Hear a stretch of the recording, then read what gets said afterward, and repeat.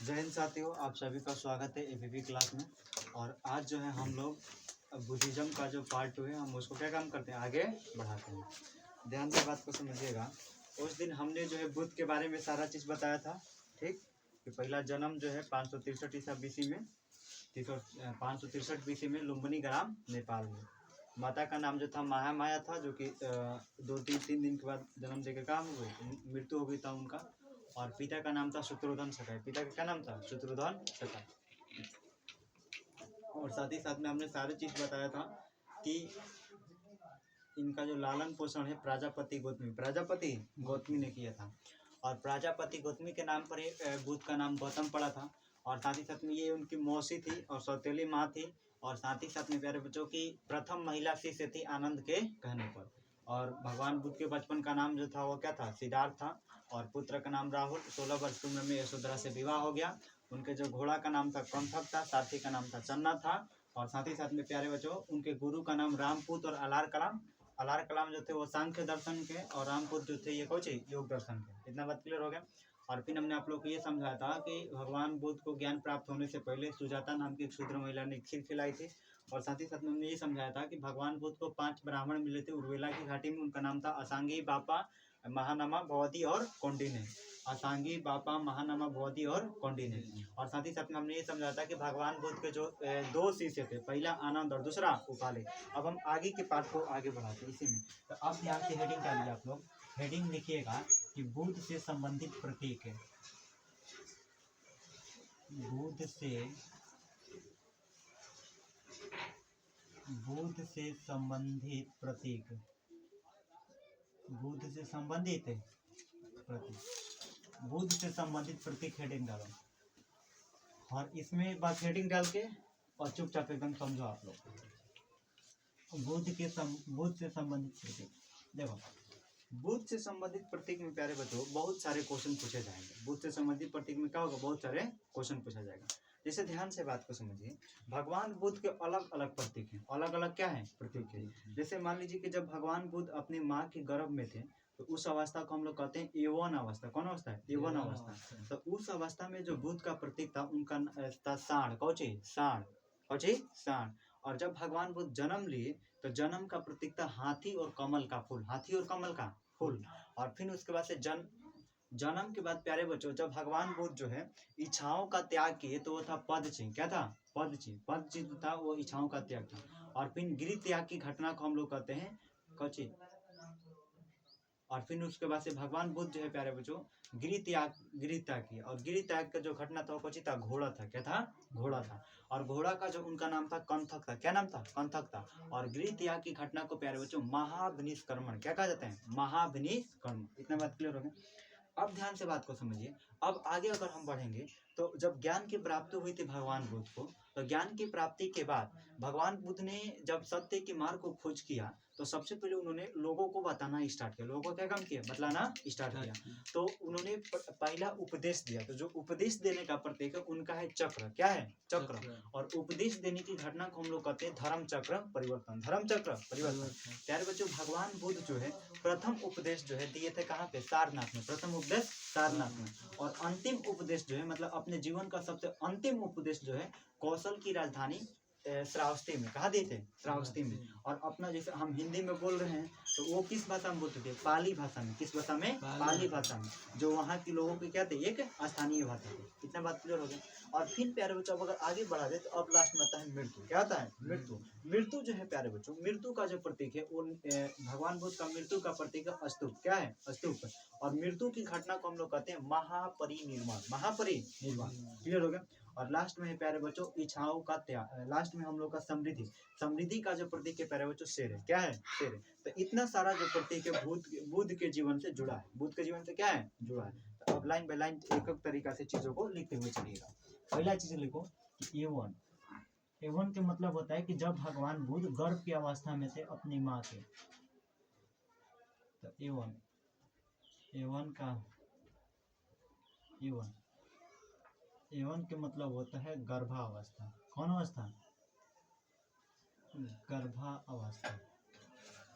Avon का मतलब होता है प्यारे बच्चों गर्भावस्था। क्लियर हो गया।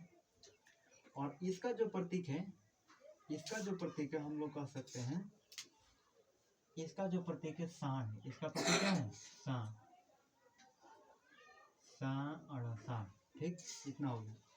फिर उसके बाद से एवन, एवन के बाद अब हम लोग कहेंगे जन्म, जन्म का प्रतीक, जन्म, जन्म, जन्म का जो प्रतीक है प्यारे बच्चों, कमल का फूल और हाथी और कमल का फूल, हाथी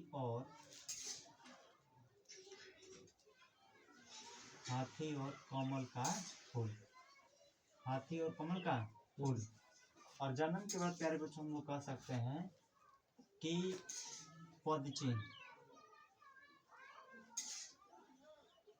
नहीं पद चिन्ह पहले मत लिखो, पहले लिखो कि गृह त्याग, कौची गृह त्याग, गृह त्याग,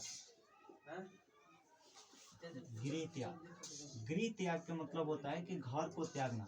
और गृह त्याग का जो प्रतीक है प्यारे बच्चों ये है घोड़ा, क्या है? घोड़ा। और भगवान बुद्ध के घोड़ा का जो नाम था, घोड़ा का नाम था कंथक। क्या नाम था? कंथक, कंथक। और अब हम लोग कहेंगे गृह त्याग की घटना, गृह त्याग की घटना, गृह त्याग की घटना जो होता है प्यारे बच्चों इसको हम लोग कहते हैं महाविनिष्क्रमण,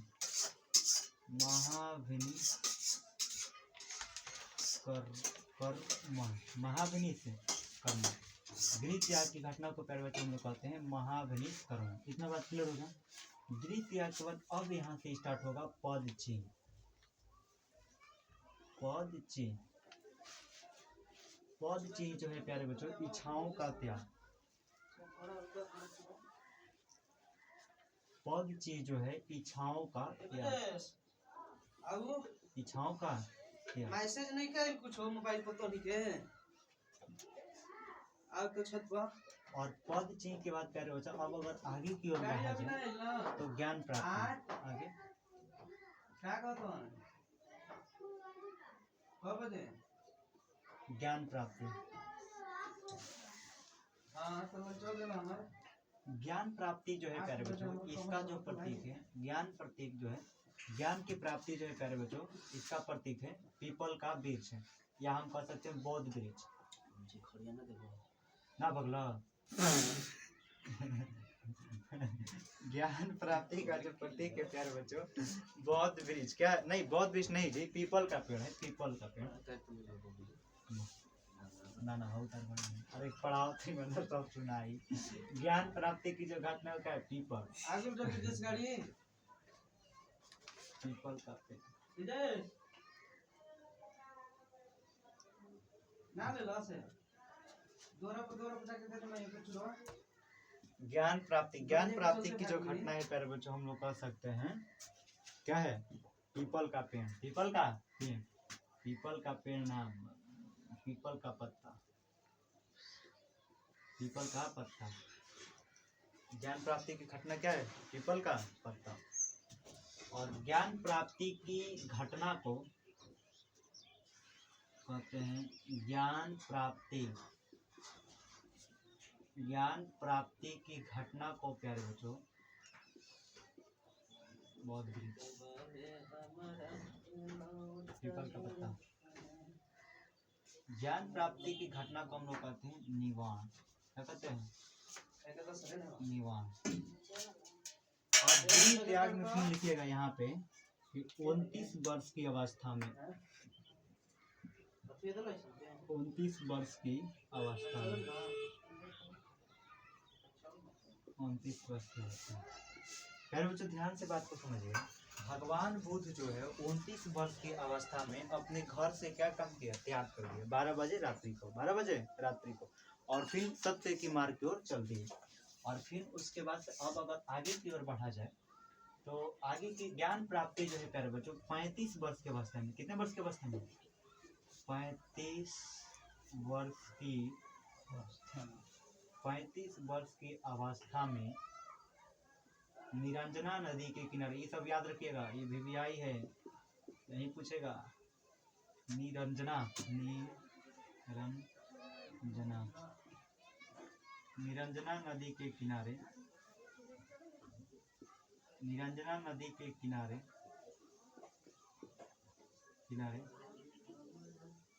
वो निरंजना नदी के किनारे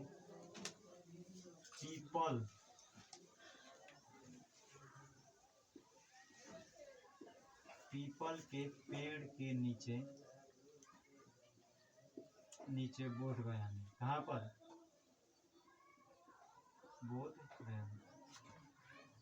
ज्ञान प्राप्ति की जो घटनाएं पर वो निर्वाण है और 35 वर्ष की अवस्था में निरंजना नदी के किनारे पीपल के पेड़ के नीचे यानी कि बोध गया में भगवान बुद्ध का जो क्या है ज्ञान की प्राप्ति होती है।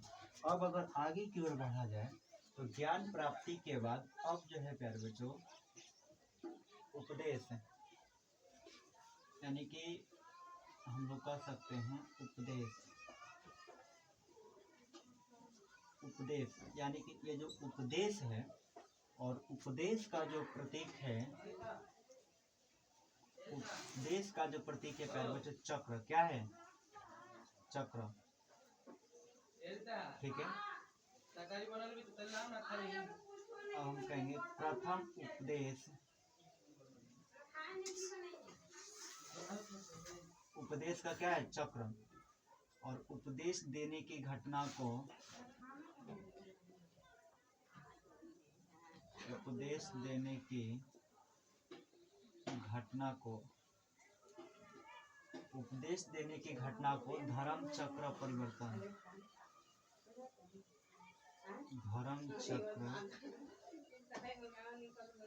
धर्म चक्र परिवर्तन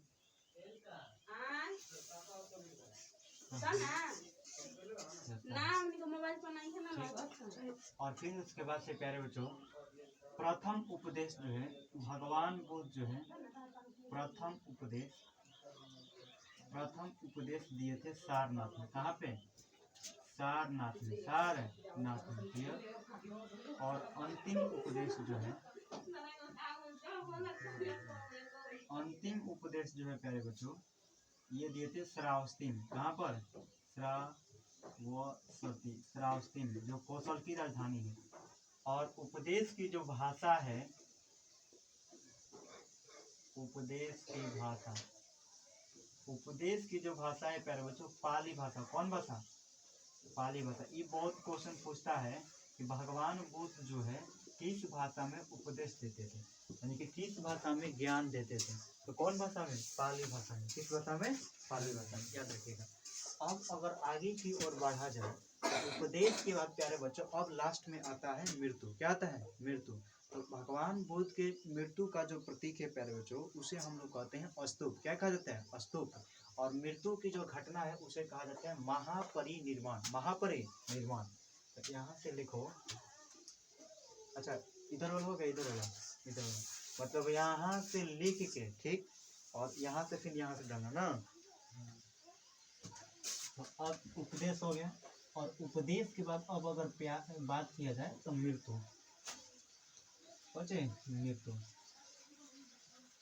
मृत्यु का जो प्रतीक है प्यारे बच्चों इनका मृत्यु का प्रतीक है स्तूप। क्या प्रतीक है? स्तूप। मृत्यु का प्रतीक है स्तूप। ठीक। और मृत्यु की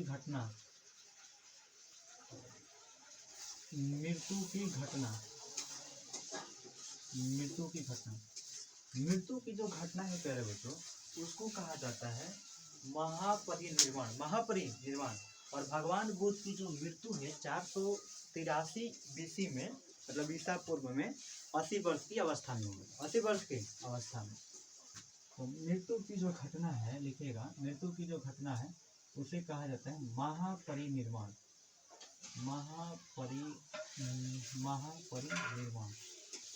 महापरिनिर्वाण। अब इसमें फिर लिखना कि बुद्ध की जो मृत्यु है प्यारे बच्चों 483 BC में 80 वर्ष की अवस्था में होती है। 80 वर्ष की अवस्था में हुआ।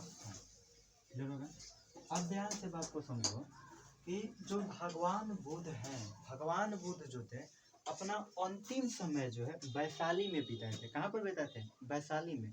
और वैशाली जो है प्यारे बच्चों अंग की वजी की राजधानी है। वजी की क्या है? राजधानी।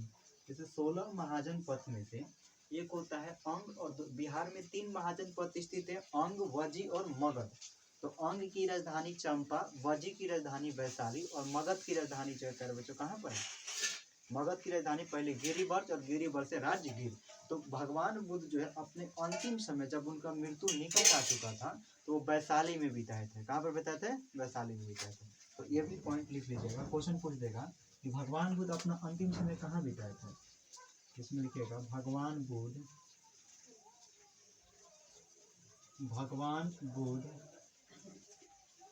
अपना अंतिम भगवान बुद्ध अपना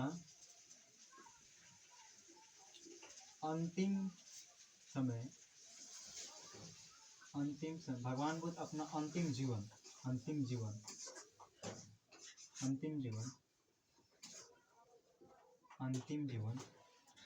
वजी की राजधानी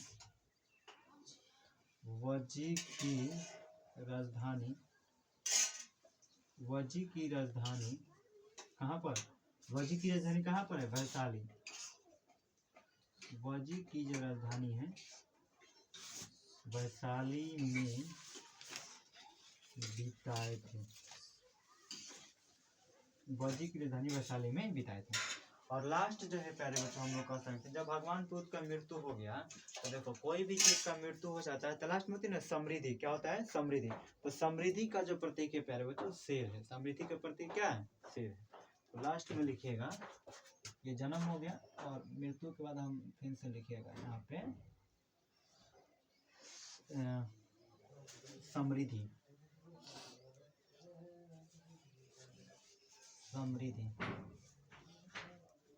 समृद्धि का जो प्रतीक है प्यारे बच्चों वो क्या है? शेर है।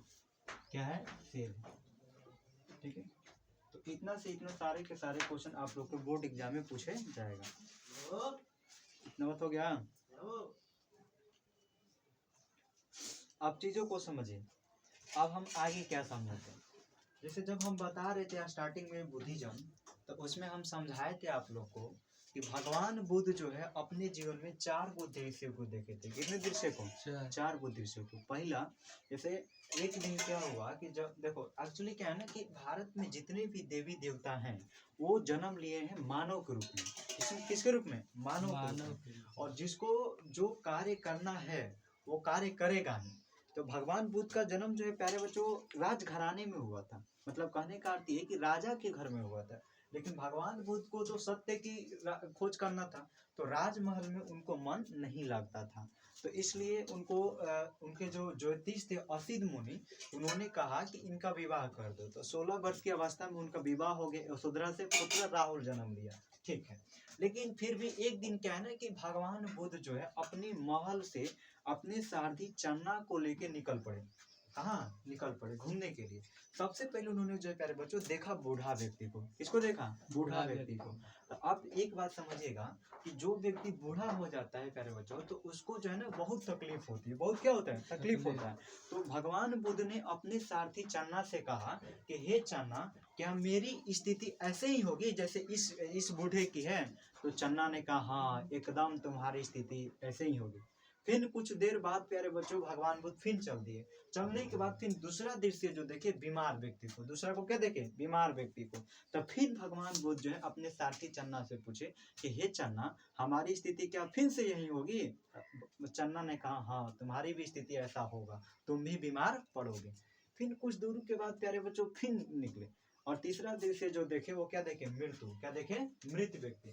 तो फिर पूछा कि आखिर हम भी इस स्थिति से गुजरेंगे यानी हमारा भी मृत्यु होगा? तो चन्ना ने कहा हाँ एक दिन तुम भी मरोगे। और लास्ट में देखा सन्यासी को। सन्यासी को देखा। सन्यासी को जो भगवान बुद्ध देखे तो वो देखो जो प्यारे बच्चों घर छोड़ देते हैं ना, जो जैसे क्या होने कि जब आप कहते हैं ना कि पारिवारिक जीवन में रहते हैं तो पारिवारिक जीवन में आपको हजार प्रकार के आपके ऊपर टेंशन होता है। जैसे घर की टेंशन है, जैसे आप लोग अभी फिलहाल में छोटे छोटे हैं तो आप लोग की टेंशन है कि पढ़ाई करना है, बोर्ड एग्जाम को पास करना है। सबको प्यारे बच्चों उम्र के अनुसार टेंशन होता है। जैसे हम लोग का है तो हम लोग का टेंशन है कि किसी तरीके से कहीं ना कहीं कामयाब हो जाए। आप लोग का टेंशन है कि किसी न किसी प्रकार से आप लोग बोर्ड एग्जाम को पास कर जाए। तो हर एक प्रकार की अलग अलग टेंशन होती है। अब जैसे आप लोग के मम्मी पापा का टेंशन ये है कि हमारे बाल बच्चा सही तरीका से पल जाए कि नहीं। तो जब आप पारिवारिक जीवन में रहते हैं तो किसी न किसी प्रकार का टेंशन ही होता है, ठीक है। लेकिन वहीं प्यारे बच्चों जब आप घर को त्याग देते हैं, जैसे आप देखे होंगे जोगी का, तो जोगी जो होता है ना घर को त्याग देता है। जो लोग सन्यासी होते हैं वो घर को त्याग देते हैं, और जो लोग घर को त्याग देते हैं ना प्यारे बच्चों, तो उनके ऊपर सारा के सारा जो टेंशन होता है ना वो मुक्त हो जाता है। टेंशन वो लोग मुक्त हो जाते हैं। और जब किसी व्यक्ति के ऊपर सारा टेंशन खत्म हो जाता है तो वह व्यक्ति अपने जीवन को एकदम आनंद पूर्वक जीता है। क्या पूर्वक जीता है? आनंद पूर्वक। तो जब भगवान बुद्ध जो है सन्यासी को देखे तो उनको ये लगा कि इसके जीवन बहुत अच्छा है। इसकी जीवन क्या है? बहुत अच्छा है। क्योंकि ना तो इसको टेंशन है ना कुछ, ना एकदम वैसे तो कहा जाता है ना कि जहाँ सांझ वहाँ बिहान। वही हाल किसका था? सन्यासी का था। वही हाल किसका था? सन्यासी का था। तो भगवान बुद्ध ने कहना कि सबसे अच्छा जीवन जो है प्यारे बच्चों किसकी है? सन्यासी के। क्या है? सन्यासी के। तो 4 दृश्य ही भगवान बुद्ध के जीवन में क्या काम किया? बदलाव ला दिया। क्या काम किया? बदलाव ला दिया। फिर प्यारे बच्चों फिर रात को महल गए। महल में रात को मन नहीं लग रहा था। फिर भगवान बुद्ध बहुत सोचे। कभी अपनी पत्नी को निहार रहे थे, कभी अपने पुत्र को निहार रहे थे। कहने की प्यारे बच्चों जब आपकी शादी हो जाती है ना, और शादी हो जाने के बाद जब आप घर छोड़ने की डिसाइड करते हैं, तो फिर जो होता है ना पारिवारिक महाजाल में आप फंस जाते हैं कि नहीं। तो महाजाल में आप फंस जाते हैं। तो कभी अपनी पत्नी को देख रहे थे, तो कभी अपने पुत्र को देख रहे थे कि क्या होगा क्या नहीं होगा। लेकिन फिर भी कहते हैं कि प्रकृति में जो होना है ना वो चीज हो के रहेगा। फिर क्या हुआ? फिर भगवान बुद्ध जो है 12 बजे राती को निकल दिए। 12 बजे राती को अपना सब कुछ त्याग हुआ के एकदम सारा। अब जो राजा के बेटे होते हैं तो उनका जो वस्त्र देखिएगा वो आम लोगों से ज़्यादा अथू होता है। उनके वस्त्र में सोने के चांदी जो भी कुछ होता है यहाँ पर लगा होता है। जब भगवान बुद्ध अपने घर को त्याग किए तो सारा के सारा चीज़ निकाल के एक फकीर की तरह एकदम कपड़ा पहन के और चल दिए। फकीर की तरह क्या काम किया? कपड़ा पहने और चल दिए। तो इस घटना को ना क्या कहेगा? महाभिनिष्क्रमण। यानी कि एकदम घर में जैसे क्या होता है ना कि जब कोई घर में जवान बेटा, ध्यान समझिएगा, जब कोई घर में जवान बेटा घर को त्याग करता है ना तो घर में त्राही त्राही मच जाता है। भगवान बुद्ध अपने माता पिता के इकलौते पुत्र थे। क्या थे? इकलौते पुत्र थे। अब प्यारे बच्चों क्या है ना कि राजघराने में क्या होता है, राजतंत्र में क्या होता है कि राजा का बेटा ही राजा बनेगा। राजा का बेटा ही क्या बनेगा? राजा बनेगा। और जो उनके पिताजी थे शत्रुघ्न सकाय, तो शत्रुघ्न सकाय की मृत्यु के बाद तो अब जो राजा बनने वाले थे वो भगवान बुद्ध बनने वाले थे। लेकिन भगवान बुद्ध जो है प्यारे बच्चों डिसाइड कर ले क्या? वो घर को त्याग ही दिए। जब घर को त्याग दिए तो फिर तो वापस नहीं आ सकते हो ना, वरना फिर अनर्थ हो जाएगा। फिर त्यागने का कोई अर्थ नहीं बनेगा। तो एकदम पूरा एकदम त्राही त्राही मच गया। और इस घटना को कहा गया महाभिनिष्क्रमण। महाभिनिष्क्रमण। फिर जो प्यारे बच्चों भगवान बुद्ध जो है अपना बात समझ में आ गया ना? समझ में आ गया कि ना? फिर धीरे धीरे गए। बहुत देखो 29 वर्ष की अवस्था में अपने घर को त्याग दिए थे और 6 साल तक भटके इधर उधर, कभी इसके कहने पर गए, कभी वहाँ कहने पर। देखो एक बार की कोई चीज़ नहीं मिलता है। जो चीज़ कठोर होता है ना बहुत मेहनत से मिलता है। बस समझ रहे? सोचोगे कि आज ही हम जैसे मान लो आज ही हम दौड़ना स्टार्ट करें, आज ही अगर हम 1600 मीटर मार देंगे 4 मिनट में, नहीं होगा, धीरे धीरे होगा। तो उसी प्रकार से भगवान बुद्ध को सत्य की खोज करने में 6 साल लगे हैं। कितने साल? 6 साल। और तब जाके प्यारे बच्चों 35 वर्ष की अवस्था में बिहार के बोध गया, जहाँ आप जाते हैं बोध गया में, तो बिहार के बोध गया में निरंजना नदी के किनारे एक नदी है जिसका नाम है निरंजना नदी, और पीपल के वृक्ष के नीचे उनका जो प्यारे बच्चों ज्ञान की प्राप्ति हुई। और जब ये ज्ञान की प्राप्ति हुई तो इस घटना को कहा गया निर्वाण। क्या हो गया? निर्वाण। यानी कि भगवान बुद्ध सत्य की खोज को देख लिए और इस घटना को कहा गया निर्वाण। ठीक है। और जब ज्ञान की प्राप्ति हो गया प्यारे बच्चों तो तब इन्होंने, अब क्या है ना कि इन लोगों का मकसद एक ही था कि लोगों को सत्य की खोज की तरफ बताया जाए। क्या बताया जाए? लोगों को सत्य की तरफ बताया जाए। तो फिर प्यारे बच्चों भगवान बुद्ध ने ना जो 4 आर्य सत्य बताए, मनुष्य के जीवन में 4 वो एकदम सत्य चीज बताए। पहला कि ये जो संसार है ना प्यारे बच्चों, संसार दुखों से भरा है। संसार दुखों से क्या है? भरा है। मतलब अनेक प्रकार के दुख है संसार में। कभी किसी का लड़का मर गया तो कभी ये मर गया, कभी किसी का मौत हो गया, कभी किसी का गोड़ कटा गया, कभी किसी का जमीन हो गया, कभी किसी में झगड़ा हो गया। तो संसार जो है प्यारे बच्चों दुखों से भरा है। पहला चीज बताए। दूसरा का चीज ये बताए कि दुख का जो मूल कारण है ना वो तृष्णा है। दुख का मूल कारण क्या है? तृष्णा है। कहने का अर्थ ये है कि दुख जो होता है ना एक दूसरे के प्रति जलन से होता है। जैसे मान लो कि झगड़ा जो होता है, झगड़ा लड़ाई करते हो, कपार कान फूट जाता है, तो ये एक प्रकार का दुख होता है कि नहीं? आखिर झगड़ा लड़ाई कैसे होता है? एक दूसरे के जलन से होता है। जैसे मान लो कि जमीन के विवाद हो गया, कौनों के छत पर हई उठा लेलस, तो कौनों के छत पर कोहड़ा चुरा लेलस, तो कौनों के छत पर लौका चुरा लेलस। तो ये क्या है प्यारे बच्चों? एक दूसरे के प्रति क्या है? जलन है। हमारा गली में मत आओ, हई हमारा तो हई हमारा, ये क्या है? जलन है एक दूसरे के प्रति। हाँ, तीसरा का चीज ये बताएं कि दुखों का निवारण संभव है। दुखों का निवारण क्या है? संभव है। जैसे मान लीजिए जितने भी दुख हैं तो उसका जो कल जैसे होता है ना कि जब आप बीमार पड़ते हैं तो दवाई खाते हैं कि नहीं, तो रोग ठीक हो जाता है कि नहीं। तो उसी प्रकार से मान लीजिए प्यारे बच्चों आपके ऊपर दुख है तो दुखों का कल्याण भी मतलब दुखों का निपटारा भी संभव है। दुखों का निपटारा क्या है? संभव है। जिस प्रकार से आप बीमार पड़ते हैं तो जो आप बीमार पड़ते हैं तो दवाई के थ्रू आप ठीक हो जाते हैं, उसका कल्याण हो जाता है। तो उसी प्रकार से प्यारे बच्चों दुखों का जो निवारण क्या है? संभव है। अब दुख को कैसे दूर किया जाता है? जैसे रोग को दवाई के द्वारा ठीक किया जाता है, तो उसी प्रकार से प्यारे बच्चों दुख को दूर करने के लिए 8 अष्टांगी मार्ग यानी कि 8 गो मार्ग अपनाना पड़ता है। 8 गो मार्ग अगर आप अपना लेंगे तो दुख अपन मने हट जाएगा। ये किसने बताया था? भगवान बुद्ध ने बताया था। और 8 को क्या था देखिए, पहले भगवान बुद्ध ये बताए कि सम्यक कर्म। सम्यक कर्म का मतलब होता है प्यारे बच्चों उचित कर्म कीजिए। क्या काम कीजिए? उचित कर्म कीजिए। पहले क्या बताया? सम्यक कर्म। और सम्यक कर्म के बाद प्यारे बच्चों सम्यक आजीविका। सम्यक आजीविका का मतलब होता है कि पहले ही कोई चीज को प्रोमिस मत कीजिए। क्या है ना कि कुछ लोग होते हैं कि अभी मान लीजिए कि पैसा नहीं आया और फिर भी एकदम सोच लिए हमको ये करना है, वो करना है, ये करना है, वो जब पैसा आए तो जा सोचल काम को वो सफल ना हो। तो पहले ही आप किसी को प्रोमिस मत कीजिए, पहले प्रोमिस नहीं करना है। तो पहला क्या बात है? सम्यक कर्म। सम्यक कर्म का मतलब होता है प्यारे बच्चों उचित कर्म कीजिए। क्या काम कीजिए? उचित कर्म कीजिए। और फिर उसके बाद इन्होंने क्या बताया? सम्यक कर्म, सम्यक आजीविका। सम्यक आजीविका के मतलब होता है प्यारे बच्चों कि आप लोग क्या काम कीजिए? सम्यक मतलब कभी किसी को पहले ही प्रोमिस मत कर दीजिए, ठीक है ना। और सम्यक आजीविका के बाद आप प्यारे बच्चों क्या है? सम्यक स्मृति। सम्यक स्मृति के मतलब होता है राइट टू मेमोरी, यानी कि सही चीज को सोचिए, पॉजिटिव चीज को सोचिए, निगेटिव मत सोचिए। पॉजिटिव क्या होता है? समाज के कल्याण के बारे में सोचिए, अपने पढ़ाई के बारे में सोचिए, लोगों के विकास के बारे में सोचिए। निगेटिव चीज क्या होता है? एक दूसरे के प्रति जलन कभी मत रखिए, कभी किसी से झगड़ा मत कीजिए, कभी किसी से विवाद मत कीजिए। ये होता है सम्यक स्मृति। और सम्यक स्मृति के बाद प्यारे बच्चों सम्यक व्यायाम। सम्यक व्यायाम के मतलब होता है कि आप रोज रोज एक्सरसाइज कीजिए। रोज रोज क्या काम कीजिए? एक्सरसाइज कीजिए। और व्यायाम भी कीजिए तो उचित व्यायाम कीजिए। अभी नहीं कि व्यायाम करते नहीं गोली चला के, वो तो व्यायाम होता है कि ना। ईटा चलाते तो वो तो व्यायाम होत नहीं खे तो वैसा व्यायाम नहीं करे के।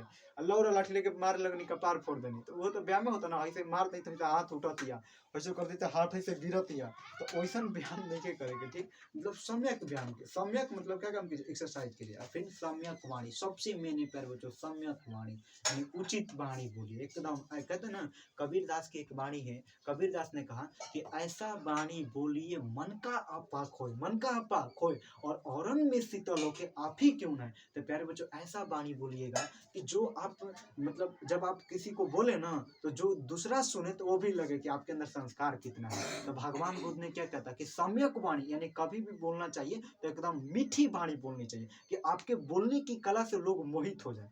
मोहित हो जाए कि नहीं, ऐसा है। और फिर प्यारे बच्चों सम्यक दृष्टि। सम्यक दृष्टि के मतलब होता है कि देखने का नजरिया बदले, देखने का नजरिया बदले। वैसा चीज को मत देखिए कि जो बुरी हो, वैसा चीज को देखिए कि जो सही लगो। बस समझा है ना। अभी नहीं कि मान लो कि जब आप जाते हैं कहीं घर में हैं और कोई नहान कर रहा है तो आप जा रहे हैं, तो ये कोई उचित बात नहीं है। तो वैसा चीज देखिए कि जो एकदम राइट टू राइट एकदम सही हो, ठीक है। और लास्ट में प्यारे बच्चों दो चीज है। सम्यक संकल्प। हमेशा एकदम किसी काम को करने से पहले आप एकदम संकल्प लीजिए कि नहीं हम इस काम को करें। जैसे हम संकल्प लेते हैं कि आज हमको ये किनना है तो किनना है तो किनना है, ये कैमरा मंगवाना है तो मंगवाना है, चाहे कुछ भी हो जाए। तो इसीलिए प्यारे बच्चों सम्यक संकल्प लेना चाहिए। एकदम ऐसा संकल्प करो कि उसको एकदम पूरा कर दो, तभी बनेगा। ये नहीं कि प्रॉमिस की है, अच्छा आज प्रॉमिस की 1 साल के बाद, तो ये कौन है? एकदम संकल्प लीजिए, तुरंत उसको कीजिए फॉरवर्ड, एकदम 2x2 फॉरवर्ड। और लास्ट में प्यारे बच्चों सम्यक समाधि। सम्यक समाधि। तो यही है दुखों का मार करने का निवारण, दुखों का मार करने का निवारण। अब क्या है प्यारे बच्चों कि जैसे अब जैसे मान लो कि ये तो हो गया दुखों का निर्माण। बुद्ध की मृत्यु के बाद, जब भगवान बुद्ध का मृत्यु हुआ 483 BC में, तो भगवान बुद्ध की मृत्यु के बाद प्यारे बच्चों 4 गो बौद्ध सभा हुई। 4 गो कितने हुई? बौद्ध सभा हुई। पहला, दूसरा, तीसरा, चौथा। पहला जो है प्यारे बच्चों 483 BC में, दूसरा 383 BC में, तीसरा जो है प्यारे बच्चों 250 BC में, और चौथा जो है पहला शताब्दी में। पहला जो हुआ था राजगिरी में, दूसरा वैशाली, तीसरा पाटलिपुत्र और चौथा कश्मीर में। पहला के जो अध्यक्ष थे प्यारे बच्चों महाकश्यप, दूसरा के सभा कमिर, तीसरा के जो थे मोगली पुत्र तीस, और चौथा के जो प्यारे बच्चों उसमें अध्यक्ष और उपाध्यक्ष थे। अध्यक्ष थे वसुमित्र और उपाध्यक्ष थे अश्वघोष। और राजा की अगर बात की तो किसके काल में ये समिति हुआ था? तो पहला हुआ था अजातशत्रु के काल में, दूसरा का हुआ था कालाशोक के काल में, तीसरा हुआ था अशोक के काल में, और चौथा जो प्यारे बच्चों कनिष्क के काल में। आज समझा दे रहे, काल लिखवा देंगे सारी चीजों को, ठीक है। और अब देखिए जो 4 गो बौद्ध संगीति हुआ था, तो अपने तक क्लास को एंड करते हैं, ठीक है। तो सभी लोगों को जय हिंद, जय भारत, और हंसते रहिए, मुस्कुराते रहिए, पढ़ने पर ध्यान दीजिए, और माता पिता का काम कीजिए, ख्याल कीजिए, और कल आप लोग को सारा तो सारा लिखवा दिया जाएगा, ठीक है ना। 9 बज गया।